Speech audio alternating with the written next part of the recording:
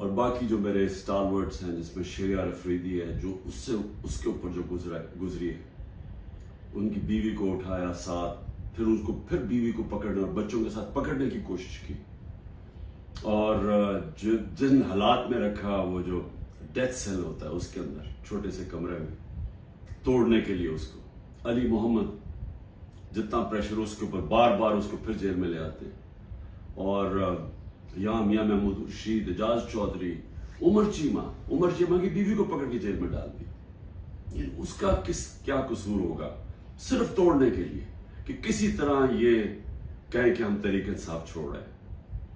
اور میں جس طرح اپنے اور اسٹالورٹس ہیں میں ان کو آج خاص طور پہ آج سلام کرتا ہوں، عید مبارک بھی کہتا ہوں۔ اس کے علاوہ میں آج یاد کرنا چاہتا ہوں 16 لوگ ہمارے شہید ہوئے، گولیاں ماری گئی ان کو 9 مئی کے بعد۔ کوئی ان کی بات ہی نہیں کر رہا کہ 16 لوگ جو کنفرمڈ ہمارے پاس ہیں جن کی شہادتیں ہوں گی، اس کے علاوہ 9 اور ہیں، لیکن ہم اس لیے کنفرم نہیں کر سکتے کہ ان کے جو گھر والے ہیں وہ چھپے ہوئے ہیں۔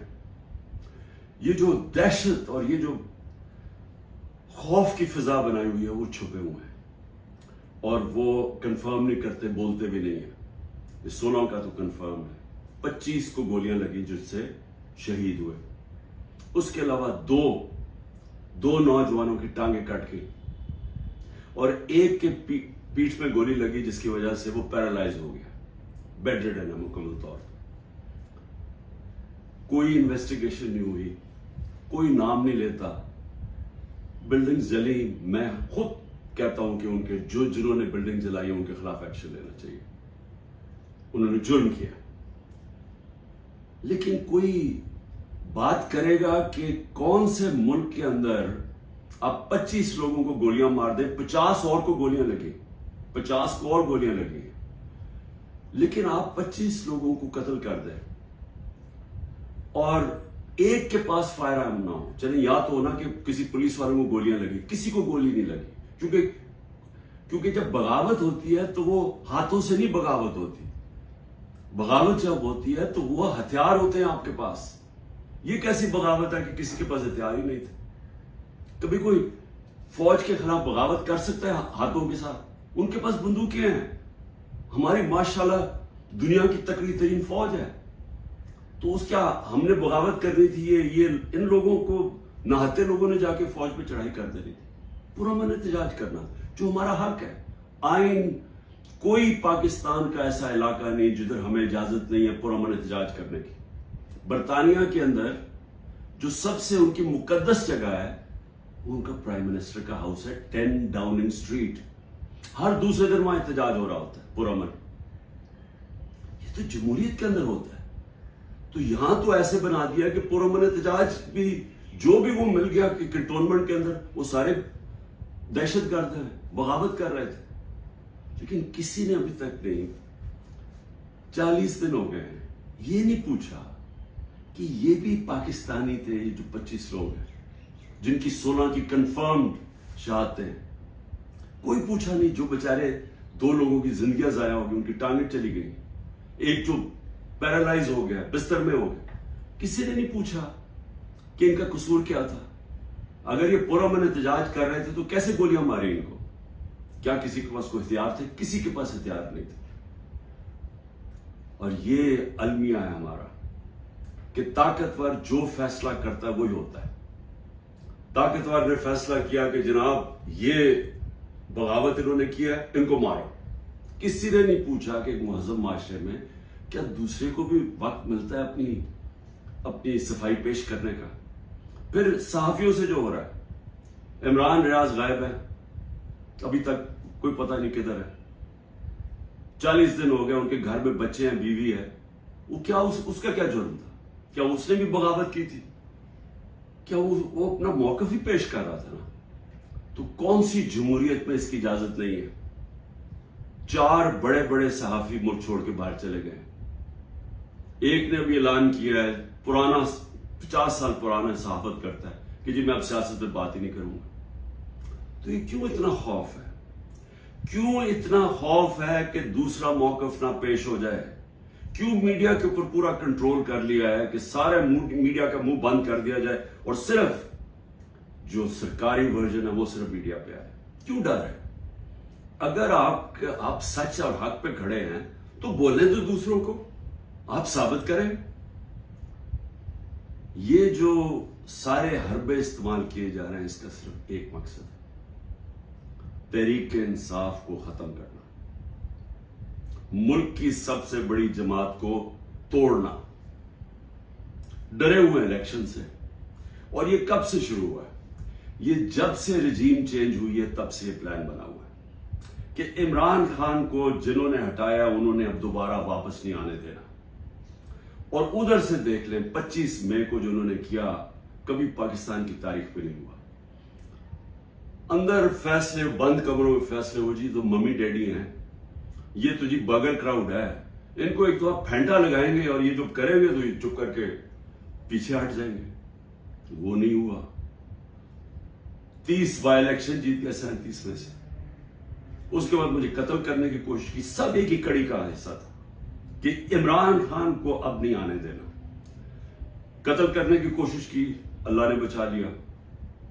اس کے بعد جیسے میں باہر نکلا، ابھی ٹھیک ہی ہوا تھا، 3 مہینے تو مجھے ٹھیک ہونے میں لگے۔ اس کے بعد جب میں ٹھیک ہو رہا ہوا گھر پہ حملہ کر دیا، 24 گھنٹے گھر پہ اٹیک کیا رینجرز اور پولیس نے۔ اس کے بعد مجھے 18 مارچ کو قتل کرنے کی کوشش کی، جوڈیشل کمپلیکس، جدھر میں اپنی ضمانت کروانے جا رہا تھا۔ کیوں؟ صرف یہ کہ عمران خان نے اب الیکشن نہیں لڑنا، اس کو نہیں آنے دینا ہم نے پاور میں۔ پھر یہ جو ہوا ہے 9 مئی کو، اب یہ 9 مئی کی میں پھر سے کہتا رہتا ہوں انویسٹیگیشن تو ہو۔ میں یہ کہتا ہوں کہ چلے ملٹری کورٹس کر دیں، چلے عمران خان کو آپ یہ ان عدالتوں میں نہیں، ملٹری کورٹس پہ لے، لیکن اس ملٹری کورٹ کے اندر مجھے موقع ملے، ٹیلی وائز ہو، سب کو پتا چلے، مجھے اپنا موقف پیش کرنے کا وقت دیا جائے۔ آپ اپنا موقف دیں، میں اپنا موقف دیتا ہوں، کیونکہ کیا ہم سچ اور حق چاہتے ہیں کہ پاکستان میں ایسی چیزیں آگے سے نہ ہوں، یا صرف اور صرف مقصد یہ ہے کہ کسی نہ کسی طرح تحریک انصاف کو ختم کریں؟ اس عید کے اوپر جتنی میں نے پاکستان میں مایوسی دیکھی ہے میں نے اپنی زندگی میں نہیں دیکھی، اور اس کی وجہ کیا ہے؟ ایک تو معاشی حالات ہے۔ 14 مہینے کے اندر 6% جب ملک بڑھ رہا تھا، اس کی دولت میں اضافہ ہو رہا تھا، وہ آ کے 0 پہ آ گیا، انڈسٹری بند ہو گیا، بے روزگاری ہے، 38% مہنگائی ہے جو پاکستان کی تاریخ میں سب سے زیادہ ہے۔ جب دنیا کے اندر قیمتیں 35% نیچے چلے گئے ہیں، جس کی وجہ سے ہوئی تھی، جو تیل کی قیمتیں، کموڈٹی، گھی، یہ سب 35% نیچے چلا گیا، اور ہمارے ملک میں تاریخی انفلیشن ہم جب چھوڑ کے گئے تھے 12% تھی۔ تو مایوسی ہے، تو معاشی حالات ایسے، لیکن اصل مایوسی کی وجہ کیا ہے کہ دبئی میں جو اس ملک کے نامور بڑے بڑے ڈاکو ہیں وہ سارے مل کے دبئی بیٹھے ہوئے ہیں اور فیصلہ کر رہے ہیں پاکستان کے مستقبل کا۔ یہ ہے مایوسی۔ یہ وہ لوگ ہیں جنہوں نے 25 سال ایک دوسرے کی کرپشن قوم کو بتائی۔ یہ 90 کی دہائی میں 2 دفعہ کرپشن میں گورنمنٹس گئی اور اسٹیبلشمنٹ نے ان کو گروایا، کیونکہ ان کی کرپشن، یہ کرپشن کر رہے تھے۔ ان کی کرپشن کے چرچے پہلی دفعہ آئے، سارے مال پتا چلا۔ پھر یہ ہدایبہ پیپر مل کے اندر آیا کہ شریف خاندان کیسا پیسے ملک سے باہر نکال رہے تھے، دونوں ملک سے پیسہ چوری کر کے باہر لگا رہے تھے، یہ الزام تھے ان پہ۔ ان کو ہٹایا، جنرل مشرف آئے، انہوں نے ان کی کرپشن بتائی دنیا کو کہ انہوں نے کیسے ملک کو لوٹا، اور پھر این آر او دے دیا، 10 سال پھر لوٹا انہوں نے۔ اب وہ لوگ آج بیٹھ کے جو مجھے لوگوں نے ووٹ دی تھی، ان سے تنگ آ کے وہ آج ملک کے مستقبل کا فیصلہ کر رہے ہیں۔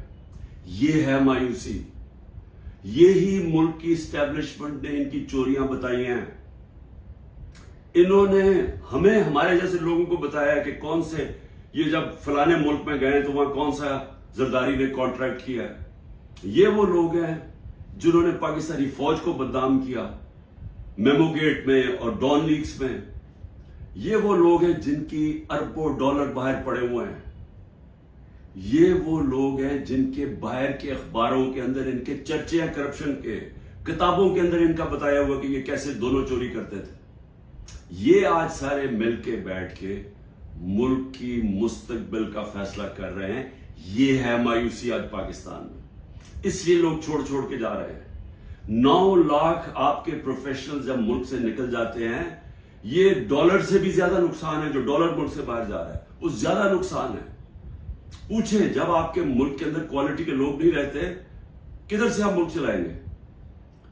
जो अगर शौकत खानम बना पाकिस्तान में तो किधर से आए थे? सारे पाकिस्तानी बाहर क्वालिफाइड लोग जिन्होंने आके शौकत खानम में काम किया था, 10% छोड़ के चले गए।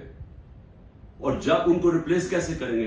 अगर यही सऊदी अरेबिया में या दुबई में बनता है एक कैंसर हॉस्पिटल, तो वो बाहर से लोगों को, फॉरेनर्स को लेके आते हैं, क्योंकि उनके मुल्क में एक्सपर्टीज नहीं है। हम वो खुशकिस्मत मुल्क है, हमारे पास हर किस्म के प्रोफेशनल बाहर बैठे हुए हैं।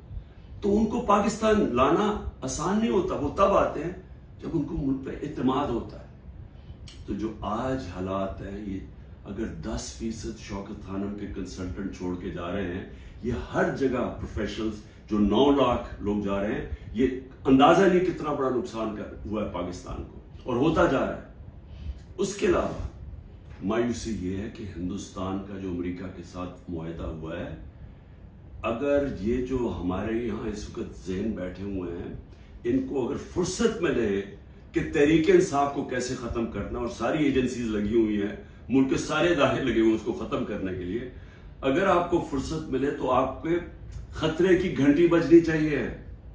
क्योंकि बहुत बड़ा हिंदुस्तान के ज़हन में अब इम्बैलेंस हो गया है। वो हमारे से अपने आप को बहुत ज्यादा ताकतवर समझते हैं, और अगर हमारे रिजर्व्स 4 अरब डॉलर से भी कम है, तो उनके कोई 500-600 अरब डॉलर्स के रिजर्व पड़े हुए हैं।